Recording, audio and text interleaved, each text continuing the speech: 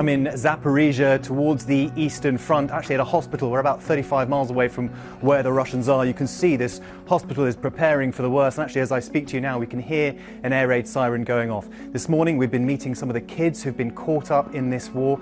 Doctors pulling the shrapnel out of their bodies. This as the fight for Mariupol looks to be entering its final moments. Multiple airstrikes rocking the western city of Lviv, killing 7 people, a child among the 11 injured. The east bracing for an onslaught as Russia regroups for a renewed ground advance. This as a small group of Ukrainian fighters hold out in Mariupol, dug in at the Azovstal steel plant, a sprawling complex with underground tunnels. Russia delivering its ultimatum, surrender or be, quote, eliminated. But the Ukrainians rejecting the Russian demands, defiant. Civilian casualties in the city massive. Ukrainian officials put the number in the thousands, but the true toll is unknown. Some have been able to make it to safety.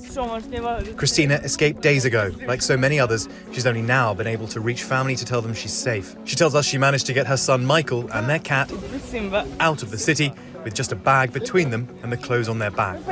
She says, "We've already lost everything. Our whole apartment's burned down. All things burned down. We don't have anything. If we cry, nothing will change."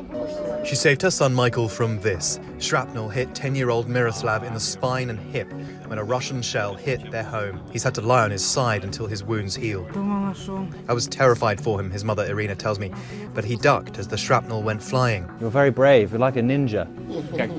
Someone has to be held responsible for this, she says. Pieces of shrapnel, bullets, all of it, they say, taken out of children that they're treating at this hospital. And what the doctors and the legal experts here are telling me is that this proves that Russia is not just hitting military installations. A violent Easter weekend across the U.S. included separate mass shootings at a mall, an Airbnb, and a nightclub. In Pittsburgh, there's an urgent manhunt for the gunman who opened fire at this party. Video shows panic inside the Airbnb rental home where at least 90 shots were fired. 2 people were killed, 11 injured. This goes back to having too many guns, too many illegal guns on the streets. In South Carolina, authorities are investigating 2 mass shootings.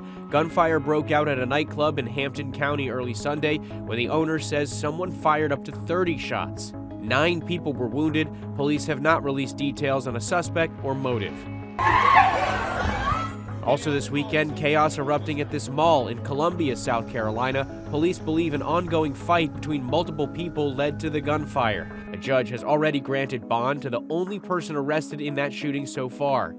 If Jawayne Price posts the $25,000 bond, he'll be on house arrest, but will be allowed to travel to work while wearing an ankle monitor.